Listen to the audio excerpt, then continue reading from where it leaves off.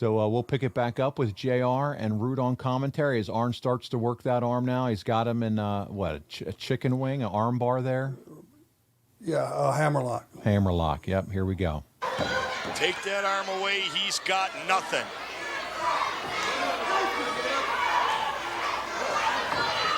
Trying to half Nelson now. And he will... It's a pinning combination. Certainly is. Trying to turn him on his shoulders. Now Koloff will be really tested. You might have him here, Ross. Referee got two, and Anderson using the ropes for a little advantage there. Unfair advantage, we should say. He's so close.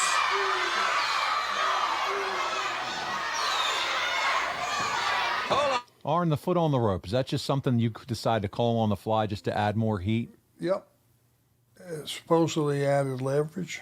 Yeah. Whether it was or not, I don't know. Referee just busted me, however. Yeah, he did. He caught you, Patrick.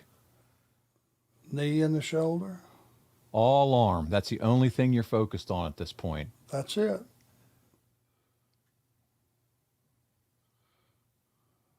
Nikita with the comeback. Here we go. He needs to get back on that arm. And that's exactly what he does. Goes right back to work on the shoulder, clubbing away. Anderson, the southpaw, with a lot of velocity in those blows. What do you say? Come on now, what do you say? The pressure on the elbow there, Jim.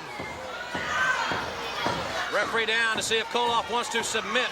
And you know how tough this man is. It will take a tremendous injury to make that man submit. But that may be just exactly what we're seeing here as Anderson continues to work on the insertion point at the shoulder. I don't know that Nikita Koloff would ever quit, but I think with one arm he could be pinned. Koloff, the foot to the face, and now fires up with those right hands. Anderson, the knee to the midsection. Reversal of the Irish whip, and caught him with the elbow near the ropes, and Anderson on the apron again. Koloff, his head, though, rammed into the top turnbuckle.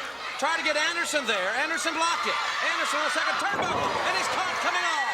Dangerously up on the apron, arguing with the referee. Koloff has Anderson rolled up. And Koloff nailing Paulie. And from behind is Anderson. Wait a minute, there's beautiful Bobby. And Koloff caught him. I can't believe it. He caught him with a sickle. He hooks the leg, and it's over. Here's the winner, Nikita Koloff. Nikita Koloff with the sickle. What a hard-fought victory. A great matchup here at WCW Saturday night. I can't believe a man attacking the manager that way, Ross. There you see it right there. He had a near fall as And Dangerous. a handful of tights. He was arguing with the referee. Koloff with that shot on Dangerously. Uncalled for. And here you see it. Anderson went for a big fist, and there's the impact. The sickle. He caught him with it.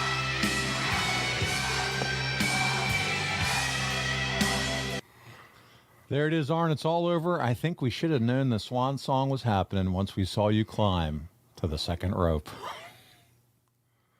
All this stuff is in the can. I'm trapped. I can't act like it didn't happen.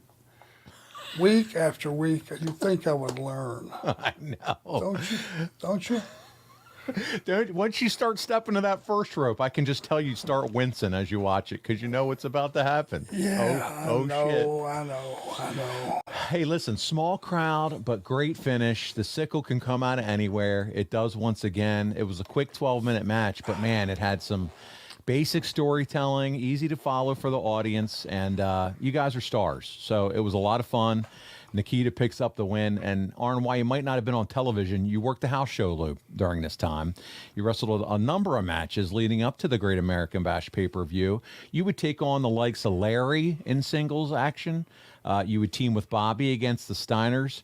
And you even joined forces with Cactus Jack to take on Ron Simmons and Ricky Steamboat in Baltimore with 2,500 in attendance. You wrestled Sting on July 1st at the Macon Coliseum in front of 1,250 people. And this match was the semi-main event of the evening. That show, Arn, was closed by Rude and his new foe, the guy we just watched, Nikita Koloff. So you were still busy. Just again, as I said earlier, not actively on television. But you had a lot going on with a lot of different partners. On July 5th, you would wrestle Sting at the Omni in front of 2,500 fans. That match, Arn, was in the middle of the card, and Sting won the bout in just over 10 minutes. So, Arn, to tie up a loose end from last week, you would indeed wrestle Sting in early July in front of 2 modest crowds. We know you could have gotten the best out of Sting, as you two were familiar with one another, having worked together over and over again in multiple matches. But, man, the Horsemen helped make Sting and his rise to superstardom. It was in large part due to everything that you guys did together. So let's what if this, buddy. I know you love the what if and the hypothetical. You have the pencil. What does this program with the franchise, you and Sting, look like if it had been given the time that it was deserved? Well, you would have had to have, even though I've been around at this point for a long time, I had established myself. But wrestling fans are conditioned to a couple of things. When a guy goes on a tear and he not only wins every week, but the people he's beating goes up a sliding scale. It's starting to elevate. You know what I mean? The ones he's beating are of higher stature, and then happens the next week and the next week.